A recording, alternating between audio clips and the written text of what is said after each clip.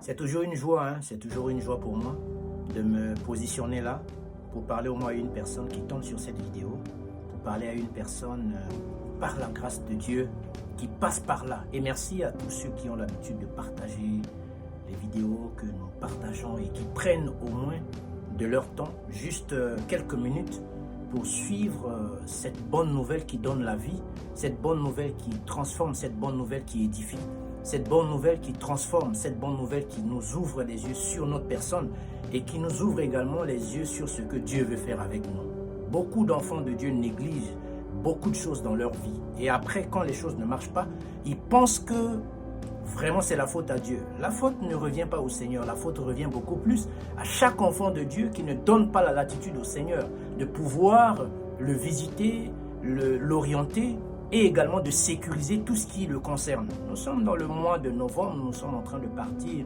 vers la fin de l'année 2024 et nous allons rentrer dans une nouvelle année. J'ai été inspiré par quelque chose qui s'est passé précisément aux États-Unis par les élections du président des États-Unis qui s'était passé.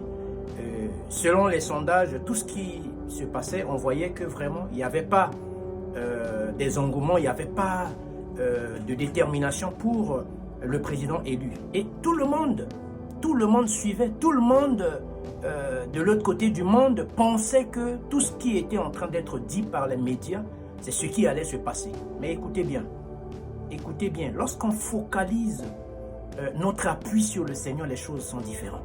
Lorsque c'est Dieu qui est dans notre affaire, c'est différent. Lorsqu'on est un enfant de Dieu et on confie les choses au Seigneur, les choses sont différentes. C'est parce que les gens disent qu'il fait que Dieu va agir. Non. Souvent, il y a des gens qui disent que la voix du peuple, c'est la voix de Dieu. Ce n'est pas écrit dans la Bible.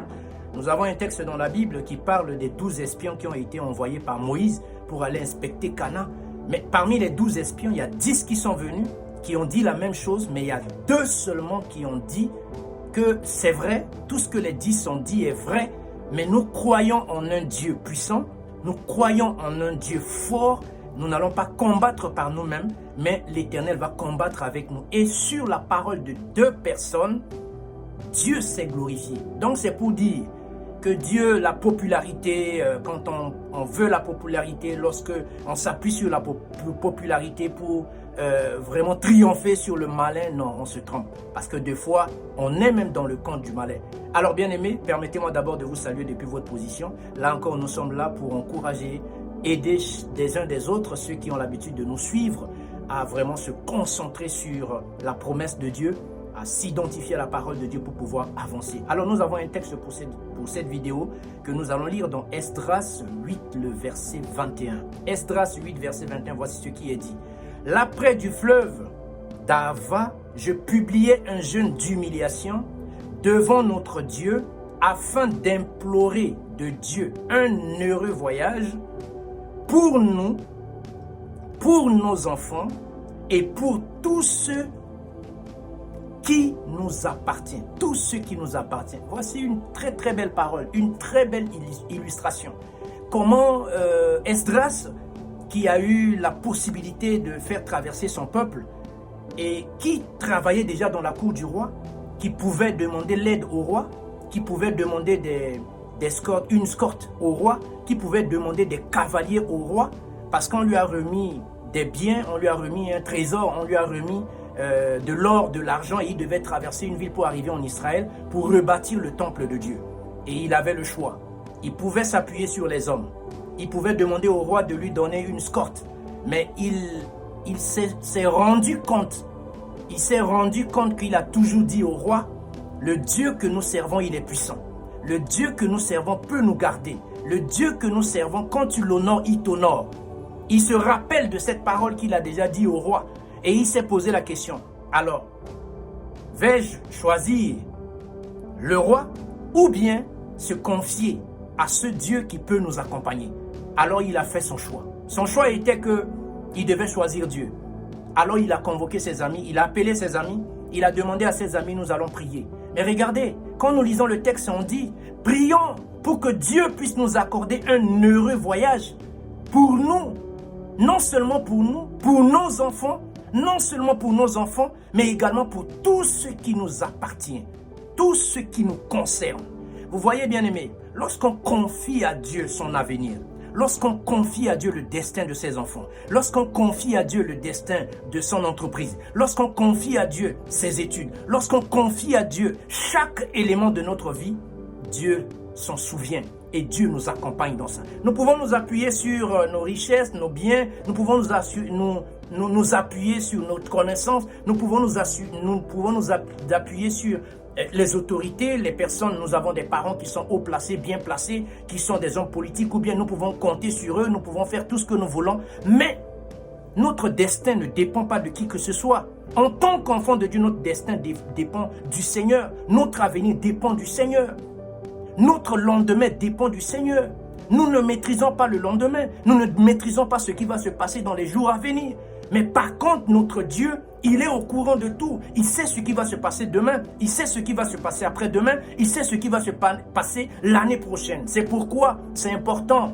Je vous invite, bien-aimés, à bien préparer votre année, l'année qui est en train de s'ouvrir, à bien préparer dans la prière.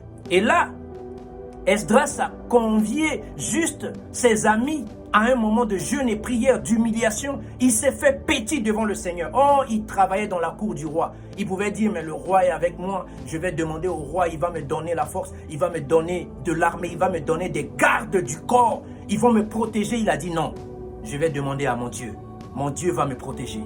Il va protéger ma famille.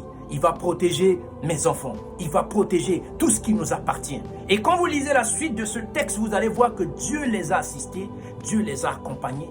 Dieu a permis qu'ils puissent arriver à bon port. Bien-aimés, lorsqu'on s'appuie sur le Seigneur, on ne tape pas poteau. Lorsqu'on s'appuie sur le Seigneur pour ses études, on ne tape pas poteau.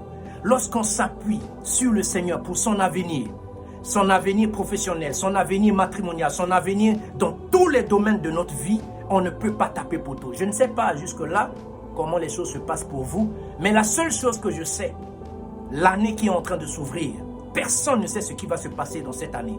Mais néanmoins, Dieu, lui, il sait. C'est pourquoi je vous invite à un temps d'humiliation. Je vous invite à un temps de prière. Je vous invite à jeûner et prier. Je vous invite à confier votre avenir au Seigneur. Je vous invite à confier votre projet au Seigneur. Projet à court terme, projet à long terme. Si vous avez des projets, confiez ça à Dieu. Je vous invite à se tourner vers le Seigneur, à confier vos enfants au Seigneur. Combien de parents prient pour l'avenir de ses enfants?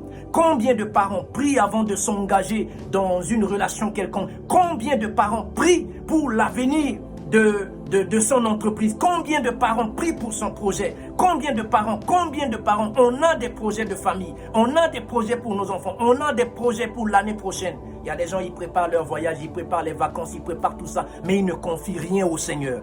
Ils ne demandent pas le secours de Dieu, ils ne demandent pas l'appui de Dieu, ils ne demandent pas la protection de Dieu.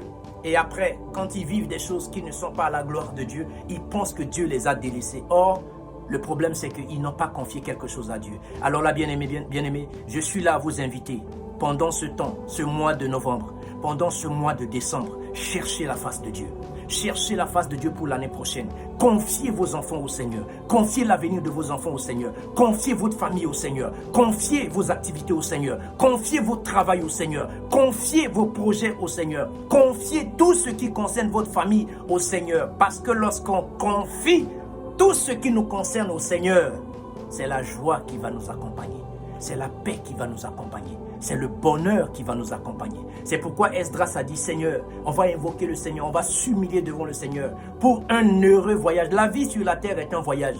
Et nous voulons avoir un heureux voyage, c'est important de prier pour nous qui sommes des enfants de Dieu. Et non seulement pour nous, mais pour nos enfants. Nous voulons également que nos enfants puissent avoir un heureux voyage. Non seulement nos enfants, nous voulons que notre entreprise, nous voulons que tout ce qui nous concerne puisse avoir un heureux voyage. Tu veux un heureux voyage? Alors humilie-toi. Cherche la face de Dieu. Confie-toi au Seigneur. Appuie-toi sur la parole de Dieu.